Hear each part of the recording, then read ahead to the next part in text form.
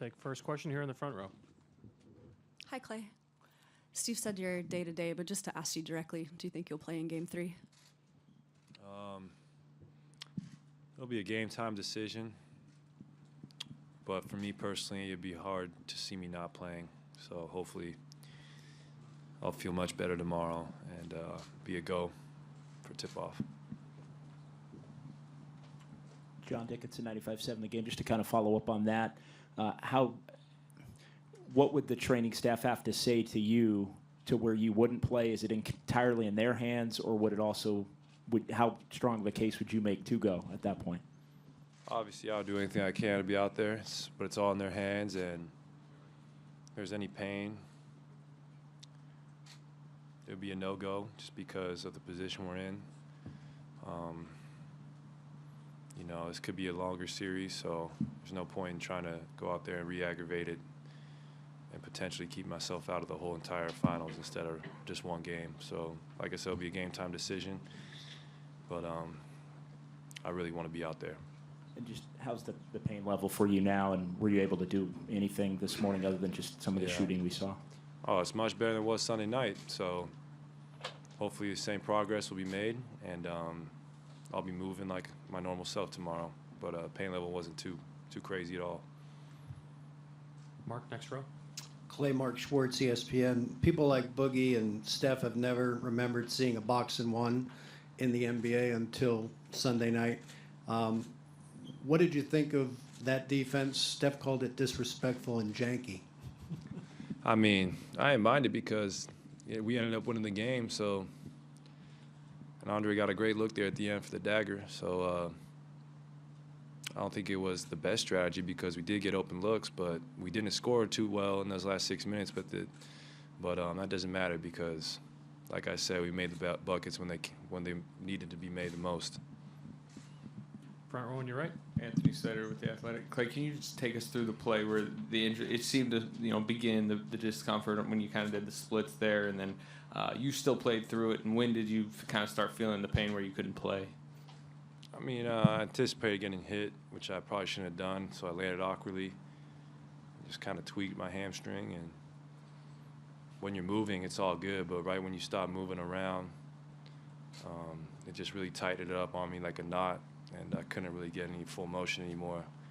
That's when I called to come out the game because I literally couldn't run like I'm used to. And it sucked, but like I said before, the progress I've made these last couple of days is very encouraging. And if it continues, I look forward to playing tomorrow night. Next row back. Klay, right here, right side, second row. I remember last finals that after the game one, actually you got a swollen ankle from that injury. And then what was the mindset out there to make you to decide to play at the game two? Because after that, I remember your ankle just so swollen. Yeah. And then what was the mindset out there? And then do you have the same mindset here when you go into the game two? I mean, well, last year I think I was in a much worse position than I am now, which is good. So that's a good sign. I mean, injuries are never fun. It's the most unfortunate part of sports, but it tests your character, and playing through pain makes it all worth it in the end, especially this time of the year. I don't think anyone's 100% healthy on both teams, but like I said before, you just gotta, as cliche as it is, dig deep and realize we have months to rest after this and recover. So for me, it's just about doing everything I can up till tip-off tomorrow to be able to go, because I hate missing games. I really do. Next question, fourth row on the right. Tom Haberstroh, NBC Sports. Klay, you've guarded CP, you've guarded Dame, you've guarded tons of point guards this postseason. You're going up against Kawhi Leonard in this series for a lot of possessions. What kind of, issues does he present versus a point guard guarding a guy like Kawhi? I mean, Kawhi is so big and strong. You can't really muscle him. You can't really force him off his path. All you can do is try and take away his airspace. He's got to become such a good ball handler, such a great shooter, especially in the mid-range, that you got to do anything you can to take his rhythm away. You can tell he plays a great rhythm, especially with the ball when he has a live dribble. So as a defender, you just try and make someone with that much talent and ability a little more uncomfortable, whether it's doubling off a ball screen or switching aggressively or just, picking up at half court, trying to make them work for every possession. Lucky for us, we have so many great defenders, we can throw many looks at them. But Kawhi just presents a lot of problems, and his playmaking has gotten so much better since he first got in the league. He's a complete player on that side of the ball, or just a complete player in general, and much different challenge than what I faced these last few rounds. So I embrace it, and it's fun to measure yourself against the best. Just as a quick follow-up, the hamstring, is it offensively just running up and down when you feel it most, or is it, side to side limiting? I think it's just on when I have to stop on a dime or make hard cuts. That's when you feel it the most. But if I can just be out there, even at 80%, I still think I can be very effective. So I'll do whatever I can to get to that full 100, but if not, I'll still be out there and try and do what I can to help my team win. In the Guardian, in a situation like this, how do you gauge what's an appropriate pain to play through and what's a pain that you need to say, that's too much, I need to sit out? How do you sort of determine that? That's a good question. Probably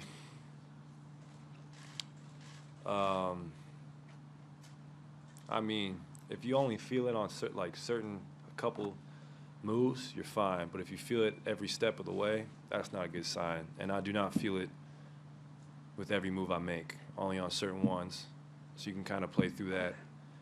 But if it was something that was consistent on whenever I move my leg, or if I make every sharp cut or every sprint, that would not be good. But it's only a few exact movements that I really feel it. So that's very encouraging. Last question in the fifth row. Dennis from Tencent. Hi, Clay. Coach Kerr mentioned your health condition. You mentioned you have to day-to-day consideration and game time decision, and he mentioned the word risk. He said it's all about taking risks, whether to put you on the court. So what's your thoughts on those risk-taking things? Well, something's got to give. It's the NBA Finals, and we're putting our bodies on the line every game. That's just the nature of our business, injuries, and obviously we have such a great training staff that they're closing that window of risk for me by the hour. And from the progress I've made these last 2 days, I'm very encouraged that I'll be able to go out there tomorrow night. And as long as nothing's torn or really injured, I'm not too fearful of it because, knock on wood, I've been very blessed with not very many traumatic injuries in my career. And I don't think this one is of greatest concern, but it's just the day and age we live in where, little things can just grow to be big problems, but I don't think this will be one of them. Thank you, Clay. No problem.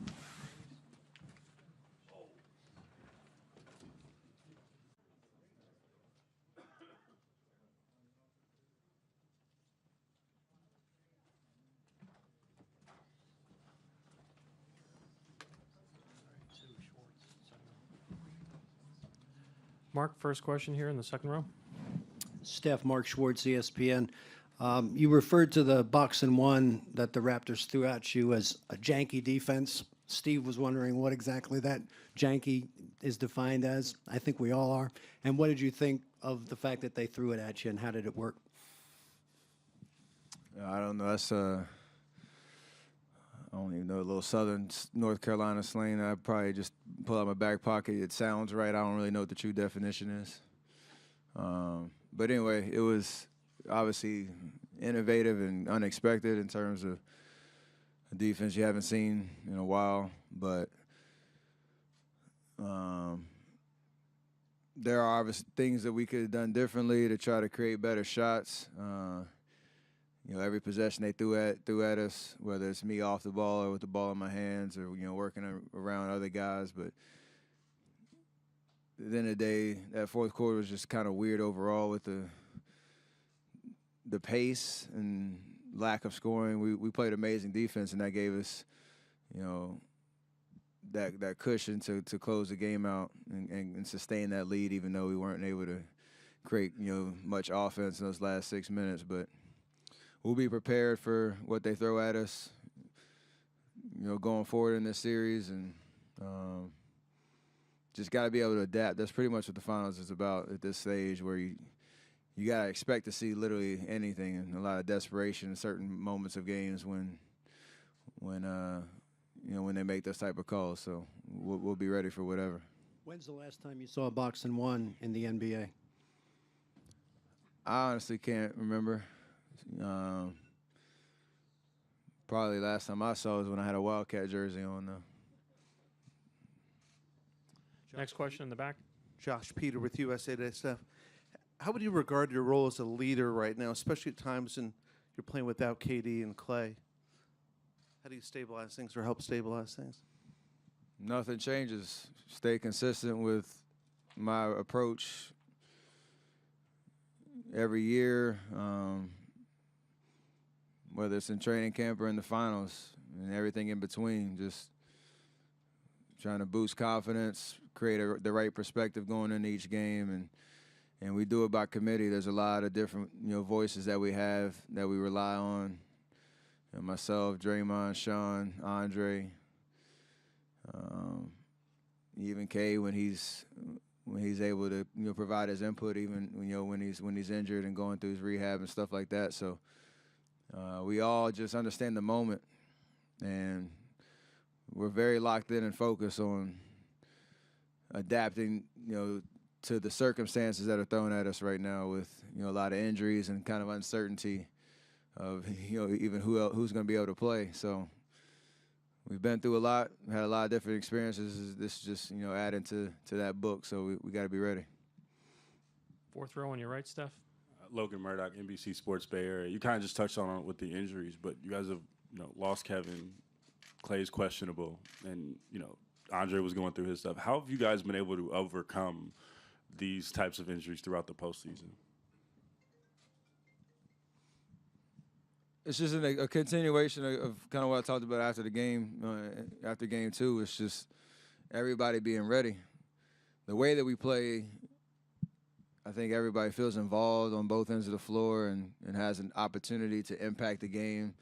Not necessarily like, you know, scoring every possession, but just playing within the flow and sharing the ball, moving out, you know, playing unselfishly and just a style where everybody's going to get touches and just got to be confident and aggressive. So, again, like, you know, day to day, it's just whoever's healthy, be ready to go, compete, have fun doing it, and, you know, whoever's out there on the floor just feel like, you know, you can't help us win the game. And a lot of guys showed that resiliency in game two, and it's going to have to continue for us to you know, to get 3 more wins. Mark here in the front.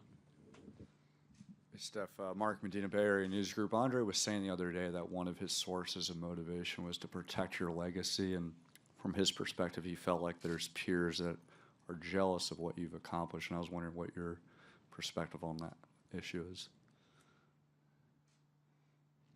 I mean, honestly, I don't need anybody's validation or praise or them to hype me up as other people in the league. I know who I am. Like I always say, I'm confident in my abilities and appreciative of the stage that I get to play on alongside my teammates, you know, especially these last 5 years. So whatever comes with that territory doesn't really bother me, whether I'm liked or disliked or whether people respect my game or value for what, you know, what it is doesn't really matter. I have great teammates who understand, you know, one, what it takes to win, and just the fun that we have playing you know, the way that we do, and the experiences that we've been able to create. So at the end of the day, that's all I'll remember when this is all said and done. Andre is the guy that kind of sets the tone when it comes to the overall perspective of what we're doing and protecting the conversation around that. But again, at the end of the day, I love playing, for championships and being on the stage, and I want it to continue for as long as it can. Third row on the far right. Monty Poole, NBC Sports Bay Area. Steph, when DeMarcus went down in Game 2 of the first round, I think there was a thought that maybe he wouldn't be able to come back in the postseason. Obviously, he's back now, and given what he was able to give you guys in Game 2 the other night, just what is your feeling about having him back among all the other injuries? You get him back, and what does he mean to you guys going forward? I'm just happy for him, to be honest. I mean, like you said, there was so much uncertainty around his timeline, coming back, and for this to be his first finals experience, you can't be, more happy for him to have an opportunity to really impact the series in a positive way for us. And Game 2 was a huge step in the right direction in terms of him being able to play that many minutes and just increase his workload with all he's been through this last, 16, 18 months. So happy to have him back. He's going to be huge for us the rest of the series. And you can tell he's reminding people of how special of a talent he is, and how versatile he is, and how he's been playing, and just getting more comfortable, with his body out there. And I think it's only going to continue to improve as the series goes on. Last question here in the second row. Yeah, Jeff Ferrato, Bay Area News Group. Just piggybacking off of what Monty asked you. DeMarcus out there said he expects to be better still in Game 3. What's your expectation for him? Would you be surprised if you're able to run the offense through him to some degree? That's one of his main talents, is being able to play make, whether it's on the block or out on the perimeter or wherever he catches the ball. I think for him, it's just becoming still more confident in his ability to put pressure on defenses, on the block, and use his size, get us, some easy buckets down there. But I think defensively he's been amazing. Just trying to be a plug in the paint, and even when he needs to come out in the perimeter and rotate and things like that. But again, when you miss that much time and you're playing at the intensity of a finals game, and I don't think he had any minute restrictions, but it goes from 12 minutes to almost 30 and whatnot. That's a huge jump. So I just gotta assume that his confidence level is going to continue to increase as he gets some more minutes under his belt, and that should be a good sign for us as a team. Thanks, Steph. Klay Thompson will be next.